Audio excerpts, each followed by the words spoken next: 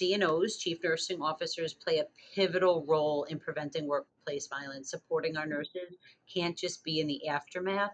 We have to take proactive approaches that are compassionate, and that our team knows we care about it. And first and foremost, it's establishing a zero tolerance culture, making it clear that violence, both verbal and physical, is not part of the job. And it starts with strong policies, visual signage, consistent support, reporting to law enforcement. Our president and CEO, I'm going to bring Michael Dowling, him taking such a powerful stance on gun violence across the nation, right? Most CEOs won't even take that on because it's so provocative. Uh, but no, we're not scared of that, right? Because, we're saving lives by doing that. That is a healthcare crisis, and we have to look at it like that.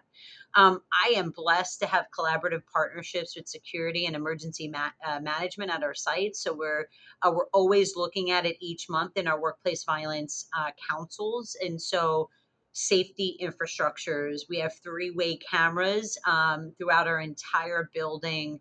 We have panic button surveillances that we're working on. We're looking at different technologies currently in place to deter and detect threats.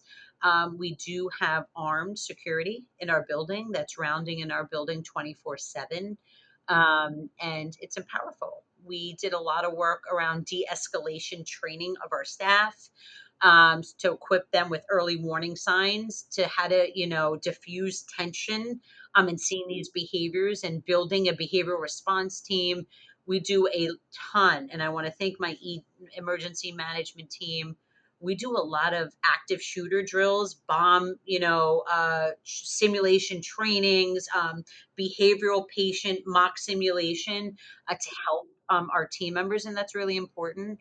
And then continuing to design safer environments. So, and we do that when we build any unit and we're looking at it. Facilities and security are involved in the design and the decision. So that's improving lighting, access points, eliminating blind spots, and I think those are a few. And making sure we immediately respond. I remember a workplace violence that occurred, and I fully supported my nurse. You should be calling law enforcement. And the incident happened. I called her within 5 minutes. I was actually leaving a meeting at corporate, and then went right to her room to check on her. And to this day, she continues to tell me how much that meant to her.